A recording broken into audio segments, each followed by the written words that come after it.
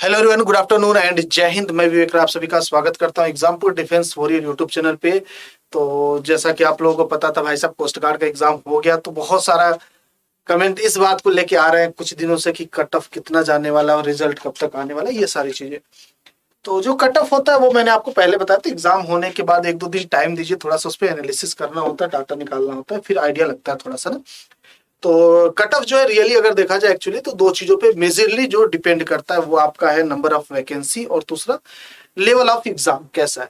तो अगर मैं वैकेंसी के बिहाफ पे बात करूंगा तो जो कोस्ट गार्ड आपकी बार 2023 हमारा हुआ है, इसमें जीडी की बात करेंगे तो सेम वैकेंसी है और डीबी की हमारी कम हुई वैकेंसी। और दूसरा चीज, अगर लेवल ऑफ क्वेश्चन की बात करेंगे तो हम इजी टफ नहीं बोल सकते, जो पिछले बार का लेवल था उसको मेंटेन किया। जीडी में थोड़ा सा बोल सकते हैं टफ, हल्का सा टफ। उसका रीजन ये है कि पिछली बार जो देखने को मिला था जीडी में, आप कह सकते 4-5 क्वेश्चन किसी किसी शिफ्ट में आपका था एरिथमेटिक मैथ यानी डीबी वाला, जो कि थोड़ा आसान बना देता है पेपर को टेक्निकल मैथ के मुकाबले। अब की बार 2 क्वेश्चन दिख रहा था या 3 क्वेश्चन मैक्सिमम, और 1-2 क्वेश्चन ऐसे मैथ में जो काफी टाइम टेकिंग थे या नहीं देखा गया था, पहली बार आप लोगों को देखने को मिला एग्जाम में। और फिजिक्स वहीं पे आपका न्यूमेरिकल अच्छा खासा दे रहा था। तो ओवरऑल जो लगा मुझे कि जीडी में आपका कट ऑफ कम हो सकता है या उतना बैलेंस कर सकता है, क्योंकि नंबर ऑफ एप्लीकेंट भी अब थोड़े से जो तैयारी कर रहे हैं दिन प्रतिदिन अब थोड़े से स्ट्रांग होते जा रहा है। एयरफोर्स नेवी का क्राउड भी आपकी तरफ आ रहा है, तो बहुत ज्यादा फर्क नहीं देखने को मिलेगा। लेकिन हाँ, अगर मैं जीडी में बताऊंगा तो थोड़ा सा कम होने के चांसेस, बढ़ने के चांसेस नहीं। लेकिन डीबी में या तो उतना रहेगा या थोड़ा सा हो सकता है अप जाए। मैं पेपर इजी नहीं बोला हूं, लेकिन वैकेंसी जब डीबी की कम हुई है तो भी तो मायने रखता है। पेपर इजी नहीं हुआ, लेकिन वही बात है, बच्चे पढ़ भी रहे, सब कुछ हो रहा है। तो पिछली बार का एनालिसिस करते हुए अब की बार का जो मैंने किया डाटा आपके सामने दिखाता हूं। सबसे पहले आपको दिखा देता हूं कि पिछली बार का क्या रहा ओवरऑल वैकेंसी।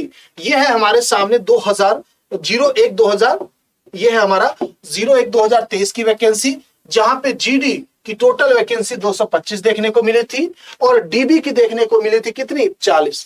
आपकी पिछली बार यांत्रिक ये सब था आपका, आपकी बार यांत्रिक वगैरह नहीं निकाला गया था। तो आपकी बार जीडी की जो वैकेंसी है वो 225 एज इट इज आपका 01 वाला था, और यहां पे 30 वैकेंसी कर दिया क्या डीबी, यानी 10 वैकेंसी कम है। 10 वैकेंसी अच्छी खासी होती जब आप सिर्फ 40 वैकेंसी की बात करते हो। 10 वैकेंसी अच्छी खासी अंतर, कोई 1000 वैकेंसी नहीं जो 10 कम हो गई तो कोई फर्क नहीं पड़ेगा। 40 से 30 होना अच्छा खासा फर्क डाल सकता है, ठीक है। तो ये है। और दूसरा जो पिछली बार का मैंने एनालिसिस देखा था, जो कट ऑफ था ओवरऑल देखा जाएगा तो ये थोड़ा सा आइडिया लमसम आप लगा सकते हैं कि यही आसपास था, इसी के आसपास कट ऑफ था। 110 नंबर का जीडी आपका होता है। अब जो मुझे लगा आपकी बार क्या कट ऑफ हो सकता है, आप सभी लोग भी सहमति जताएंगे। अगर आपको लगता है कि नहीं सर ये नहीं हो सकता, कुछ और हो सकता है, तो आप कमेंट करके जरूर बताएंगे। तो ये रहा मेरी तरफ से इस बार क्या कट ऑफ, ठीक है। देख सकते हैं आप सभी लोग, मैंने डीबी का 50 से 51 के बीच में रखा, अनरिजर्व यानी जनरल जिसको आप बोल सकते हैं। एससी का रखा 45 से 46, एसटी का रखा 43 से 44, ईडब्ल्यूएस का रखा 47 से 49 और ओबीसी का रखा 48 से 50।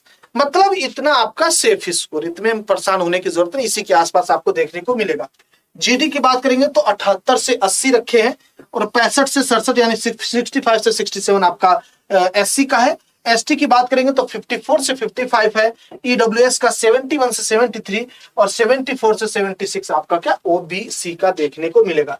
ये मेरी तरफ से जो मेरा एनालिसिस करता है, मे भी हो सकता है आपको कुछ और एनालिसिस लगे, आप एग्जाम दिए, आप कुछ और एक्सपीरियंस किए हो, पिछली बार के मुकाबले कुछ एक्स्ट्रा नंबर ऑफ सीट भी हो सकता है, आपको ज्यादा वैकेंट मिला आपके सेंटर पे, मतलब बहुत सारी चीजें हो सकती है। तो आप अपना भी कमेंट यानी कि अपना भी ओपिनियन मुझसे शेयर करेंगे, ताकि बच्चों तक एक अच्छा मतलब ओवरऑल कट ऑफ पहुंचे, है ना। क्योंकि हम सभी का वीडियो बनाने का सिर्फ एक मकसद है कि जो बच्चे थोड़े से परेशान होते हैं एग्जाम देने के बाद, होता है ये, मैं भी जब एग्जाम देता हूं कभी भी या देता था तो शाम तक ही सोचता था रिजल्ट आ जाए, ये होता है थोड़ा सा ना, तो क्यूरियोसिटी होती है आदमी के अंदर और होनी चाहिए। तो ये रहा मेरा एनालिसिस। आप सभी लोग भी कमेंट करेंगे बेटा आपको क्या लगता है, क्या हो सकता है। अगर आपको लगे नहीं सर इसमें कुछ ज्यादा या कम हो सकता है, या इंफॉर्मेशन डाटा कुछ मिसमैच लगे, तो कमेंट करके जरूर बताना। मैं अपनी तरफ से कोशिश करूंगा बेस्ट ऑफ बेस्ट आपके सामने रखूं। अब आता है मुद्दे की बात कि सर रिजल्ट कब तक आएगा। तो रिजल्ट जब आप नोटिफिकेशन ऑफिशियल पढ़ेंगे, पिछली बार वाला पढ़ लीजिए, आज इस बार वाला पढ़ लीजिए, तो आपको एक कॉमन चीज जो देखने को मिलेगा वो मिलेगा 30 दिन, ठीक है। 30 दिन में हम आपका रिजल्ट दे देंगे, ऐसा आईसीजी की तरफ से डिक्लेयर किया जाता है, बट वो 30 दिन टेंटेटिव रहता है, ठीक है, 30 डेज टेंटेटिव। और याद रखना बेटा, ये जो नंबर ऑफ वैकेंसी ना, ये भी टेंटेटिव रहती है, ठीक है, ये जो नंबर ऑफ वैकेंसी ये भी टेंटेटिव रहती है। यहाँ पे मेंशन भी की होगी, देखिए ये भी वेरी करती है, ये एग्जैक्ट वैकेंसी नहीं होती है, कम ज्यादा होता रहता है, ठीक है, तो एकदम एग्जैक्ट इसको मत मानिएगा आप सभी लोग।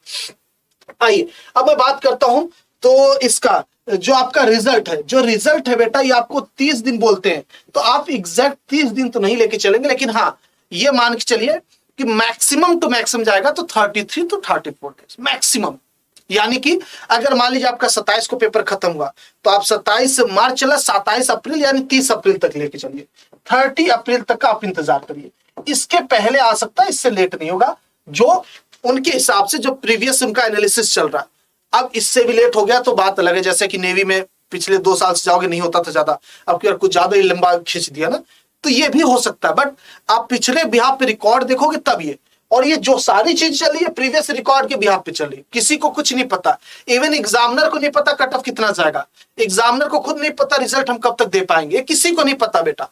ये प्रीवियस ईयर के हिसाब से, प्रीवियस जो डाटा था उसके बिहाफ पे ये कैलकुलेशन निकल के आता है कि 30 अप्रैल आप मान के चलिए, इसके पहले तक आपका रिजल्ट आने के चांसेस है, ठीक है, ये इसके पहले रिजल्ट आ जाएंगे। अब आता है अबाउट सर नॉर्मलाइजेशन होगा कि नहीं, ये बड़ा अजब सा क्वेश्चन आजकल बच्चों के मन चल रहा है, आप लोगों के अंदर भी चल रहा है, ये भी कमेंट देखने को मिलता है। बेटा नॉर्मलाइजेशन सिर्फ एयरफोर्स में बात किया गया, और ना कोस्ट गार्ड में किया गया, ना नेवी में किया गया, कहीं नहीं किया गया। तो हर जगह नॉर्मलाइजेशन नहीं हम अपने मन से सोचेंगे ना, यहाँ कोई नॉर्मलाइजेशन का कॉन्सेप्ट नहीं है। तो नॉर्मल जो आपका नंबर आएगा उससे से आपका सिलेक्शन तय होगा, वो सिर्फ एयरफोर्स में था और कहीं नहीं था। अग्निवीर अगर मान लो एयरफोर्स भी करे, अग्निवीर में कर देगा, ये तो अलग ही है ना, ये अलग वैकेंसी है, ये तो परमानेंट वैकेंसी है ना। तो आपका रिजल्ट 30 अप्रैल तक वेट करिए, उसके पहले देखने को मिल जाएगा। कट ऑफ मेरी तरफ से ये हो सकता है, मे भी ये वेरी करेगा, मैं इस चीज को दावे के साथ कहता हूं। एकदम एग्जैक्ट बताना किसी के बस की बात अभी नहीं है, वो कमेंट के थ्रू बच्चों का जो हम लोग इंटरव्यू लेते हैं, कह दीजिए फोन से बात करते हैं पेपर होने के बाद, या जो एनालिसिस करते हैं कमेंट्स वगैरह के बिहाफ पे, ये निकल के आ रहा। और पिछली बार का भी डाटा हमने कलेक्ट किया, जहां पे नंबर ऑफ वैकेंसी को भी ध्यान में रखा और पेपर के लेवल को भी ध्यान में रखा। ये वैकेंसी, ये कट ऑफ आपको देखने को मिलेगा मेरी तरफ से। अब इसमें थोड़ा बहुत हो सकता है ऊपर नीचे, आप संभाल लेंगे। तो ये रहा कंप्लीट इंफॉर्मेशन, मैंने आपको बता दिया, रिजल्ट 30 अप्रैल के पहले तक आपको आ जाएगा, ये एक्सपेक्टेड कट ऑफ हो सकता है। अब आप पूरा ध्यान दीजिए अपने दूसरे एग्जाम में, आगामी एग्जाम में एयरफोर्स का फॉर्म भर देंगे बेटा आप सभी लोग अगर एलिजिबल हैं। याद रखना ये फॉर्म तो सिर्फ लड़के भरते थे, एयरफोर्स का फॉर्म भरा जा रहा है और लड़कियां लड़के दोनों भर सकते हैं, ठीक है। तो आप सभी लोग उम्मीद करते हैं इन्फॉर्मेशन काम का लगा, अगर काम का लगा तो कमेंट करके जरूर बताएंगे, और कितना हेल्पफुल लगा ये भी बताएंगे। मिलते हैं, आप अपना ख्याल रखेंगे, अपने घर वालों का ख्याल रखेंगे, हंसते रहेंगे, मुस्कुराते रहेंगे। जय हिंद, जय भारत।